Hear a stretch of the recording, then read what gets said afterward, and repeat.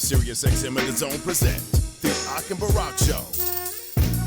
Boxing, culture, lifestyle. Here are your hosts, Ak and Barack. Welcome back to another edition of the Ak and Barack Show, the special edition of 2020 Ak and Barack Awards. This is day 2. We're here for the culture. And the paycheck. I go by the name of Ak. And I'm Barack the Boxing Bully. And I hope you enjoyed yesterday's award show, but we have to wrap it up with Knockout of the Year and Fighter of the Year. So we're going to jump right into it, man. Let's go to the nominees for Knockout of the Year. Knockout of the Year. Here are the nominees. The first nominee is none other than Alexander Povetkin versus Dillian Whyte. After being dropped several times throughout that fight, people felt like it was the end of the road for him in that fight. Dillian Whyte didn't look great, but he looked tough enough to be winning that fight. And all of a sudden, slipped one punch and a left uppercut that knocked Dillian Whyte clean out. That was a hell of a knockout, Barack. It was a shocker. It was in Eddie Hearn's backyard.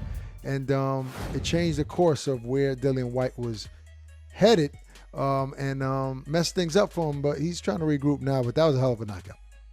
It was a hell of a knockout, especially when you come from the fourth round, which is prior to the knockout, where you got dropped twice. So Povetkin got dropped twice by Dillian Whyte. One of them looked like a flash knockdown. The other one was like, I'm exhausted and I'm hurt, you know. And to come back the next round in the fifth round to knock him out with one punch was definitely tremendous. Now, the second nominee is Gervonta Davis versus Leo Santa Cruz.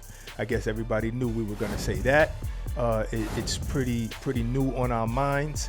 It was a left uppercut. You're dealing with a southpaw in Gervonta Davis. And what I like about all of these fights that we chose, it's like, yeah, you can say Ivan Baranchyk and Jose Zepeda, but when you think about it, that was 8 knockdowns. You know, it led up to a punch that just ended the fight. But when you're talking about these particular fights, it's like, you know, it had ebbs and flows, and then all of a sudden, poof, one punch, gone. You know, and that's what happened with Gervonta Davis. We already knew he had the power. He just had to have the placement in the right time, and that's how he got it over there. And Leo Santa Cruz just fell right on the ropes. It was an amazing, amazing knockout. Thank God he was okay, but it's one of our nominees for Knockout of the Year. That's right. No, I agree with you. Hell of a knockout. Absolutely. I want to move on to our next nominee. Now, this fight happened on December 12th, and long layoff for Anthony Joshua, who's fighting his mandatory in Pulev.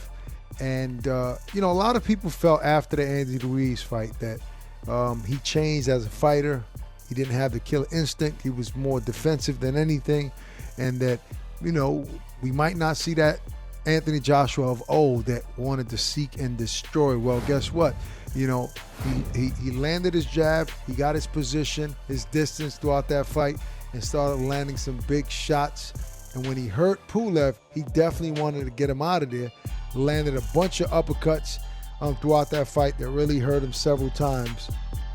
And at one point in that fight, Pulev turned around. Seemed like he quit. The fight could have been stopped then. But he finished the show and closed the show with a vicious right hand in the 9th round, which ended the night. So Anthony Joshua's knockout over Pulev, one of our nominees. The next one is a fight that just recently happened over the weekend, and that was Frank Sanchez, heavyweight fight, Frank Sanchez versus Julian Fernandez. Now, this one was a brutal knockout.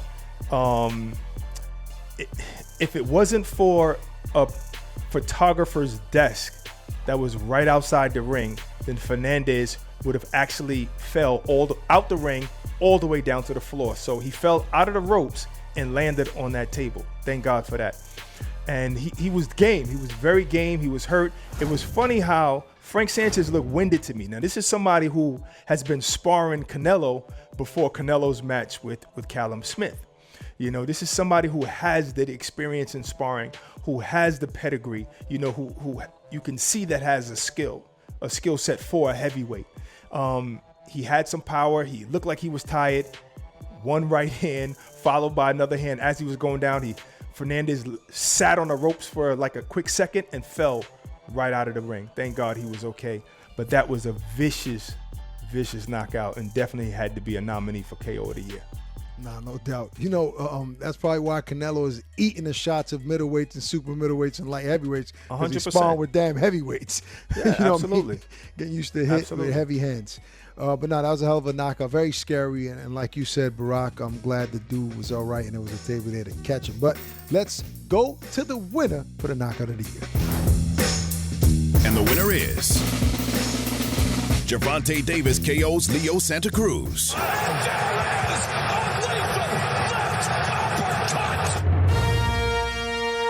Now, the reason why this knockout was so impressive to me was because it was in the middle of exchanges and Gervonta Davis was so locked in waiting to be in the right position to land that uppercut that he didn't care what was coming his way. He actually, a couple of punches grazed him, but he was locked in, zoned in. And as soon as I get to this position, he's leaving himself open for the uppercut, and I'm going to land this uppercut. He landed it beautifully.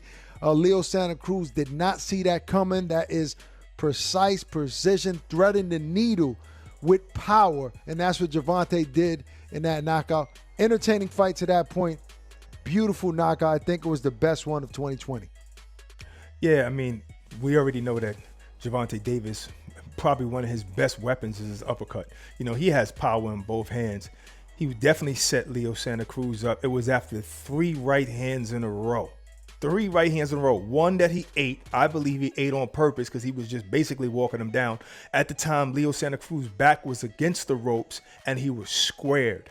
That means he wasn't sideways. He was squared. Usually fighters give less of a target by fighting sideways, but he was more squared off. Since he landed the first right hand, I believe that's what fighters do sometimes. They take shots to make you feel you're doing well, especially if they felt your power and they're not intimidated. He took the first one. The second one, he parried. The third one, he weaved and came up with that uppercut, and that ended the night for Leo Santa Cruz.